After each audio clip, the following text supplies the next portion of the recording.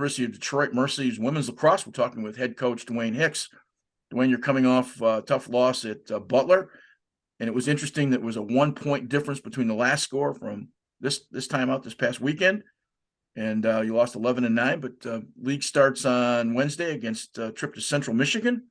So maybe let's start with Butler. But yeah, at least you're close. You're almost over the threshold. You're coming nice and tight with some of the scores. We're close. I mean, it's with the Butler game. It was a close game the entire time. So, it wasn't one of those where we came back from behind. We were up 2 goals. They were up 2 goals. It's a 1-goal game. We go into the fourth, and I think the difference between the game came down to the draws. Going to the draw, fourth quarter, if you look at the stats, we go 0 for 7. And in a game like that, 0 for 7 is the difference between winning and losing. So, like in any good lacrosse game, it comes down to key plays and the draws. So, how do you improve on draws? We got to work at it. We got to put more time into that one-on-one, winning the ground ball, putting it in the air, where it needs to be. I mean, it is a specialty. It's very much like the men's game. It is the girls who can do it well, and you just gotta outwork the other team. It's an outwork thing, and you just gotta be in the right position at the right time and make it happen. Wait, I've never asked this question. I'm curious. And it just popped in my head as we're talking. You've coached men, you've coached women. What do you think is harder, a face-off for girls or a draw for girls or a face-off for boys? So I was a face-off coach here at Detroit Mercy with Jarzembowski, and it's a good question, because the difference is you can be physical in the men's game and win it. In the girls' game, the physicality cannot be a factor. It all comes down to really who can get on that ground ball, who can get the first step. You don't have long sticks. You can't put an LSM and kind of box out a really good draw. And the rules are very equal. The ball has to go up together. It really is a skill. So I don't know who's better. It really comes down to the draw person and how good they are at getting the ball where they want it to be. I think of prototypical face-off guys now. They're big and strong. And I think of really great draw exhibitionists with women being taller, kind of, in terms of being physical. But it really does it not come back to hand skill and speed? It's hand quickness. How quickly you can get the ball to the spot that you want. But remember, it has to be a tandem thing. So on the whistle, the ball has to go up. So if I'm faster and the ball, I'm going to get, that's not equal. It's going to go one way or the other. So the balls have to go up together, and then it's pull, push, this way, that way. It really is an art into itself. Okay. So back on the road coming Wednesday, go ahead up to Central Michigan, start a league play.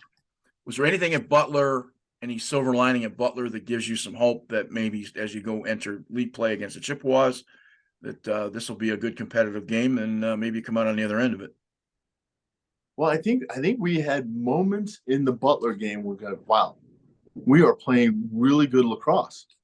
And I think that's what we have to take into the league is, Central has played tough against a lot of the teams that we've played. We've all played pretty much the same people. Right. If you look at Canisius, if you look at Marquette, you look at,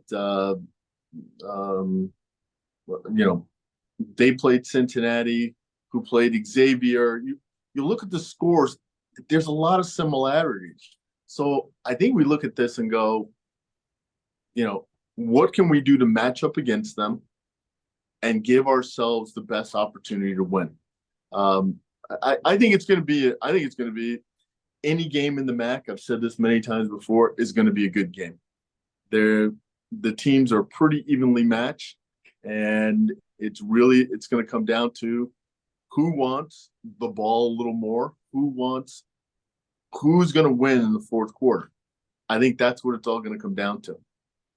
Central's coach, Amelia Ward, is a local product, so she's kind of worked her way up to not obviously a Division I program and has had some success along the way. What do you expect? The kind of play do you expect from them? I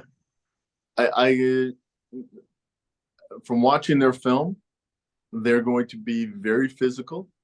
They're going to be very fast. They've got a lot of good players who are going to attack from the midfield and attack from different advantage points, but they're a speed team. They're going to come out fast, and we got to match their speed, match their intensity, and handle their pressure.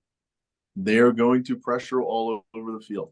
We got to be able to handle the pressure and, do the fundamentals well. We've got to be able to catch, throw, scoop, and cradle. If we do that, this is going to be a really good game. Right after that, I think you play Eastern, if I'm not mistaken. That's got to be kind of fun. Is that not the first matchup with Eastern Michigan for you? We played Eastern in the fall as an exhibition, but Sarah Tisdale is doing a good job there at Eastern. She recruited well. She's got a lot of good freshmen. They played Butler actually on Sunday. We played them on Saturday. They played them on Sunday. We lost by 2. They lost by 1. So it's going to be a good matchup. I think our fall exhibition game was a tie game as well. So that's going to be a fun game to watch. Again, every game in the MAC is going to be fun to watch. It is a very even conference. That's why I think it's going to be a pretty exciting last 4 weeks of the season. Watching a game nationally for boys, you can pretty much see that there's a lot of connectivity between the regions. Women's lacrosse regions are really different. They play a much more aggressive style on the East Coast because they've been playing longer than in the Midwest. We haven't completely adopted the tough defense. I don't know if tough's the right word, but certainly smothering defense that they might play on the East Coast. Does the MAC play that kind of really aggressive, hard-fought defense, unlike what we might play typically here in the Midwest? I think we do. It just depends on the day. It depends on the referees. But I think it all goes back to COVID as well. Remember that the MAC used to play, because of COVID, the MAC played in conference. Okay. So we each played each other home and away for 2 years. There are some really good rivalries in the MAC where teams do not like each other and play really, really hard against each other. I think that came from the COVID years. So whereas we might not play smothering defense, everybody's playing hard. Okay. Every game is going to be hard because every team knows the other team well. And I would also think with maybe that throws off my comment with the national recruiting base, national rosters, sort of that high school approach to things changes from a regional standpoint. You've got kids from all over the place, so you really do have a mixture of styles and process and how those kids play.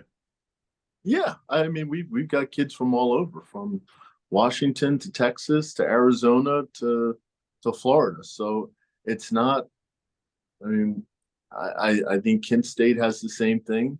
I know Central has girls in from California as well. So everybody's from all over, but what it really comes down to is the rivalries. You've got a lot of really good rivalries among the 7 teams that are in the MAC, and everybody's so close. We're all within, with the exception of